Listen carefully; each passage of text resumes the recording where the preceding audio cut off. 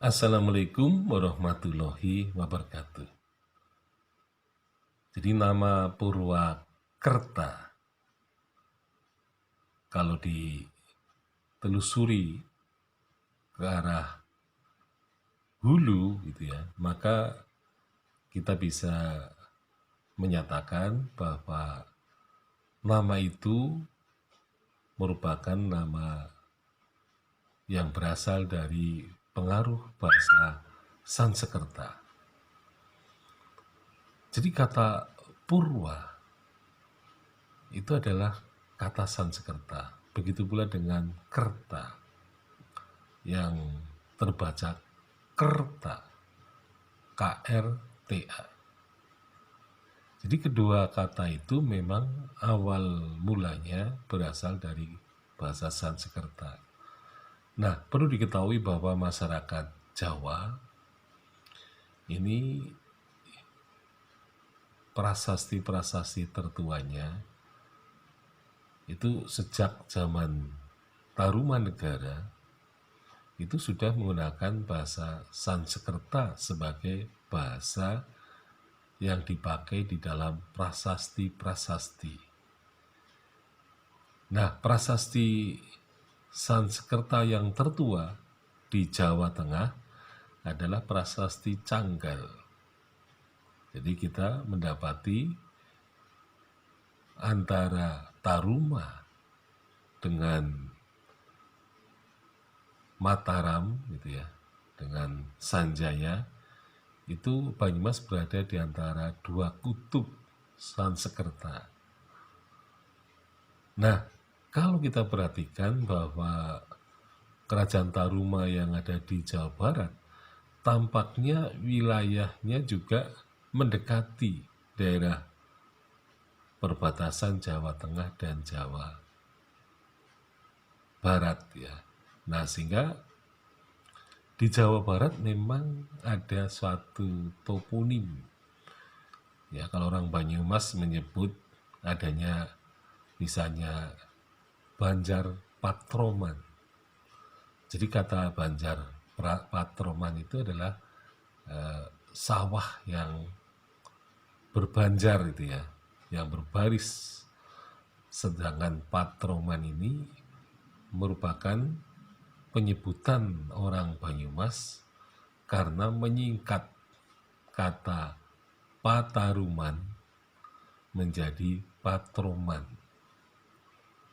Jadi singkatan ini dibuat ya dengan membuang vokal U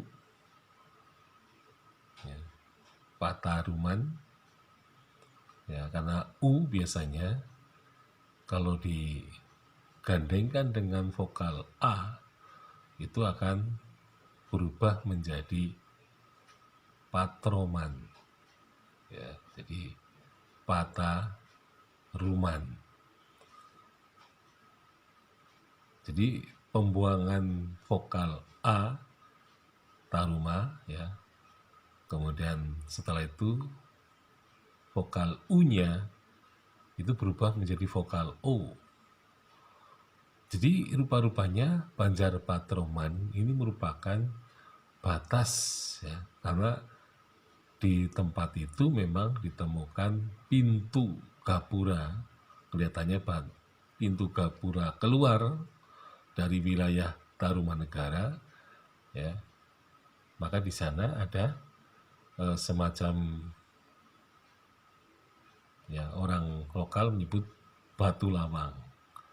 Jadi batu lawang adalah pintu batu atau pintu gapura yang terbuat dari batu, dan itu merupakan tanda-tanda perbatasan. Jadi pintu masuk itu seringkali sangat penting pada zaman dulu ya, seperti halnya misalnya pintu masuk menuju Kadipaten Mersi misalnya, itu juga ada semacam pintu batu gitu ya, yang membatasi seseorang masuk keluar dari wilayah yang dimaksud.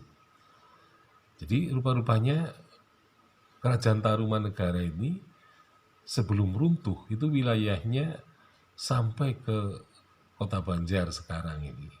Dan kemudian juga karena itulah maka pengaruh Sansekerta saya kira masuk ke wilayah ya Banyumas ya, dengan sebutan banyak seperti Toyamas, Tirta Kencana, ya, kemudian juga istilah-istilah lain yang mempunyai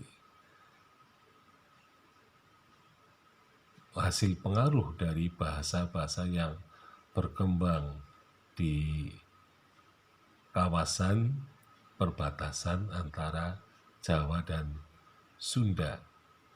Jadi memang pengaruh Sansekerta kelihatannya sudah terjadi ya pada masyarakat di perbatasan karena pada dasarnya tentu saja bahwa di daerah Banyumas ini adalah merupakan daerah penghubung ya antara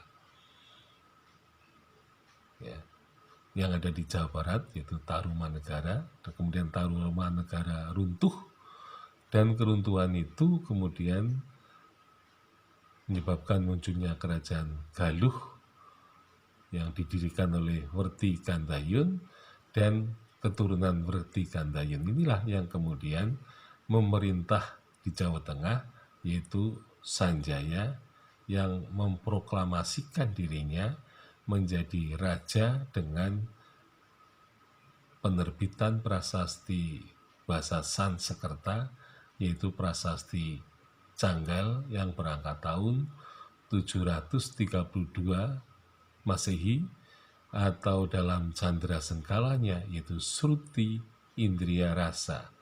Jadi Sruti itu 4, Rasa itu 5, Panca Indra ya. Kemudian Rasa itu Sat Rasa yaitu 6. Jadi 4, 5, 6 kemudian dibalik menjadi 6, 5, 4. Ketika ditambah dengan 78 maka ditemukan tahun 732 Masehi. Sekian, Assalamualaikum warahmatullahi wabarakatuh.